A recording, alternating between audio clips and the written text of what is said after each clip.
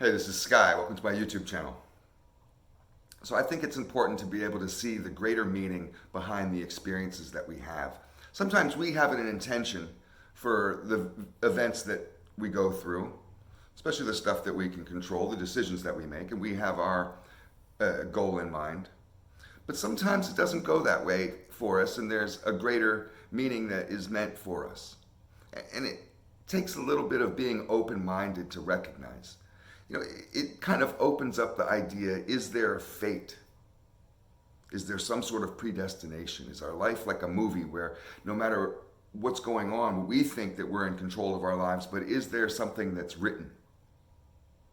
Or do we have a guide? Is the universe itself like an energy guiding us? These are kind of existential questions. Is there a God that's guiding us? Some people don't like the notion of God, like there's some sort of dude sitting on a cloud controlling you. Who knows what it is? I've often wondered this, though. Is there something, who knows what, guiding me? Teaching me lessons in my experiences? I can relate it in a couple ways. I'll give you kind of a hypothetical experience first. Say, for example, it's a Saturday night. You're sitting around by yourself, bored, and you want to go do something. So, you look through your contacts and you think, well, who can I call? And you call up one of your buddies and you say, hey, what's going on? And he says, I'm going to go to a get-together, a little party. And you say, well, you mind if I tag along? And he says, well, sure. Maybe you'll know a couple people there. You probably will. So you go over to his place. You guys go over to the party. Now, at the party, just by dumb luck, you see somebody that you used to know that you didn't like. Somebody from your past that maybe you had trouble with, a beef with. Could have been a bully. Could have been somebody that you just didn't like and X'd out of your friends, deleted off of your social media, and fuck this motherfucker. Who knows what? Could have been something even more serious. Maybe they did something to you, trespassed upon you in some kind of way, and it really hurt your feelings. And you see them at the party, uncomfortable experience, and you're not sure what to do, but you're there.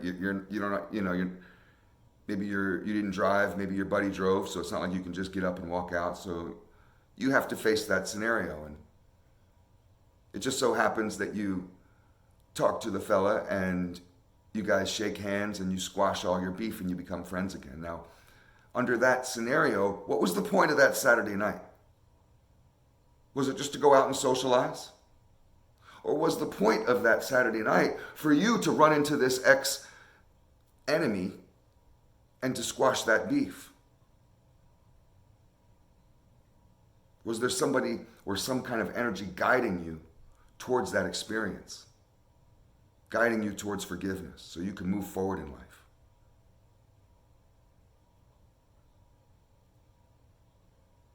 Let me give you a real experience which happened to me, which I've always kind of thought about. In the year 2000, I went on a really fun vacation to the Middle East. And the whole point of going was because it was the millennium and we wanted to see Pink Floyd at the pyramids. There's a big giant music festival there with, thousands, tens of thousands of people. I think the reports were like 60,000 people showed up, a bunch of bands with Pink Floyd being the headliner. And it just felt like the perfect way to bring in the millennium. And I had never seen Pink Floyd before, so the whole thing was just perfect. I actually started saving up for that trip in 1998 when I first heard about it. So it took me 2 years and I had to save up several $1,000s. It was a very expensive trip.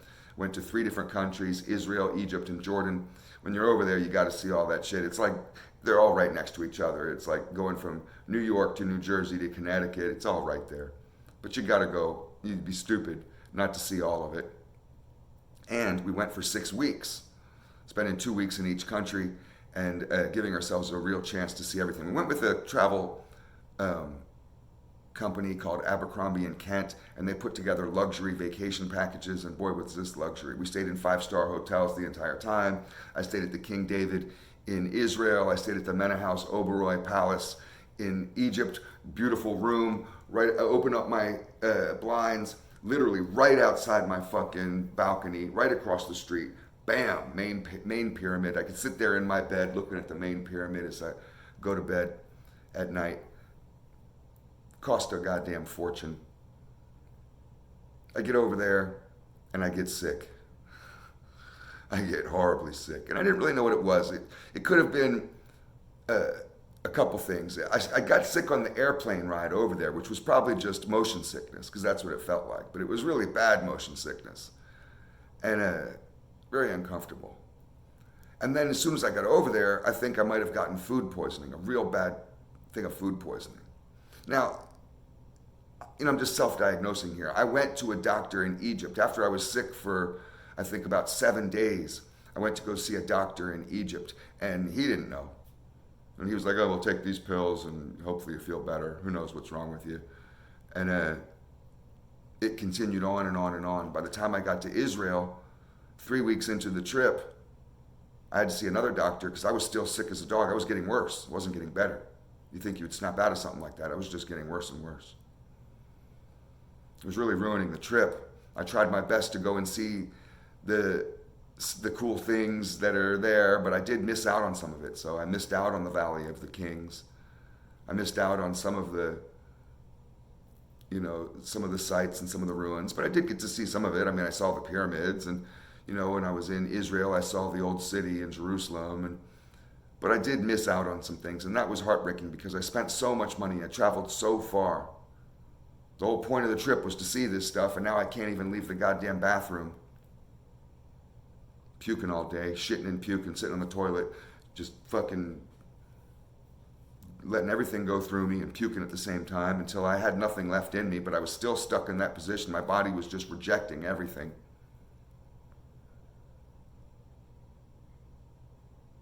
For the Millennium Party in Egypt, the New Year's Eve, which was an interesting experience in itself. I can make a whole nother video on that, just on that one night. But Pink Floyd didn't even show up. Fucking main band I went to see. That was the whole point of the trip, was to go see Pink Floyd. And they didn't even show up. They couldn't get into the country. The promoters of the festival had to bring in somebody else. And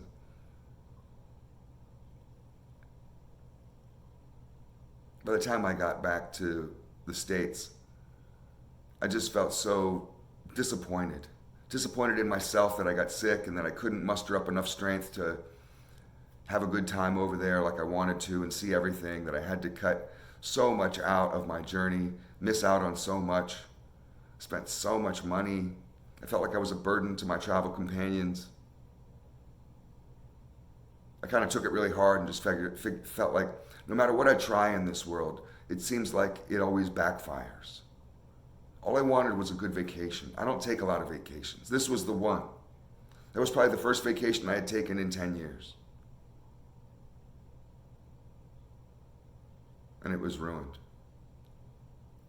Well, I went to the doctors in Beverly Hills when I got back to LA, and I just wanted to follow up on some tests just to kind of see. I was starting to feel better.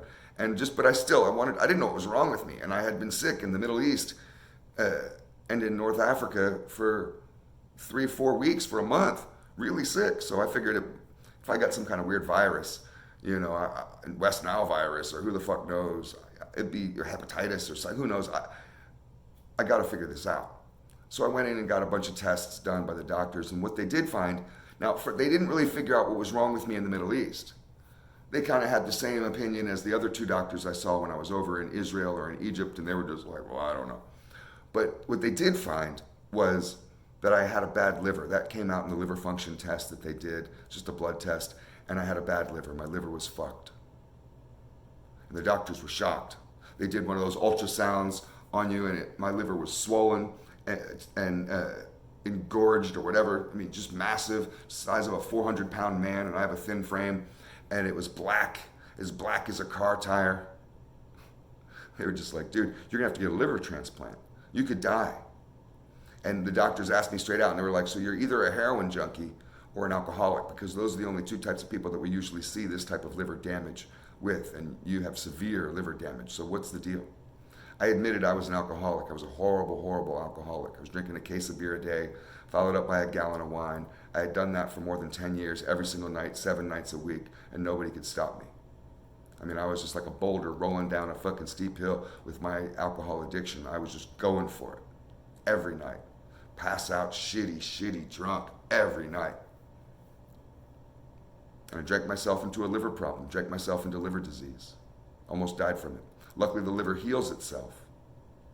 And I didn't have to get the liver transplant, but I was warned that I need to stop drinking, and I took that warning seriously, and on February 13th, 2000, I stopped drinking. I took my last drink, and I went sober. It changed my life. For me, going sober was the best decision I ever made, and after I went sober, almost immediately, my whole life started to change. I started to become a better person. Better things started happening to me on all fronts. It was miraculous. And I realized that I shouldn't be upset about that bad experience, that near-death experience in Egypt. I should be thankful for that. I should be thankful for almost dying. I should be thankful for being sick and having the worst. I was literally praying for death. I was so sick. Give me some sort of release. I should be thankful for that. Because that's what enabled me to go sober. Without that experience, without having to go through that, I never would have gotten those tests by the doctors in Beverly Hills. I never would have discovered on time that I had a liver problem. It would have been too late. When you discover that kind of thing, my liver healed itself. If it would have been too late, I would have had to either have the transplant or I could have died off of it. And either way, those trajectories were drastically different than the one I ended up with, and I was thankful that I caught it in time. And the only thing that was going to stop me from drinking was a health problem. That was the only thing. I've always taken my health seriously. So I had to learn that, that whole experience had a greater meaning to it. I thought I went over there to see Pink Floyd. That was the point of the trip, right? I thought I was going over there to see the pyramids. That's why you go to Egypt. That was why you go. No, I went to Egypt to get sick. I didn't go there for Pink Floyd. I went there to get sick. I had to go through that. That was part of the story of my life. Now, was that meant to be? I don't know. But I'm sure goddamn lucky that it did happen. I thank the Lord that it happened. And I was open enough to change. Now, outlook is everything, and that's really all that I'm talking about here, is to change your outlook. I changed my outlook on that experience from being a horrible trauma, a waste of thousands of dollars, an embarrassment, and a burden on my family, apologizing to them all the time. I'm sorry I ruined the Egypt trip.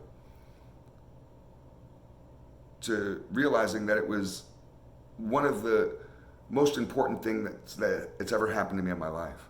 I had to go through that, and I wouldn't have it any other way. If I had a genie that would say, what would be any wish? I wouldn't change that at all. I keep that exactly how it happened. It's all just food for thought. Is there greater meaning behind the events of your life? Is there fate? Comment below. Thanks for watching.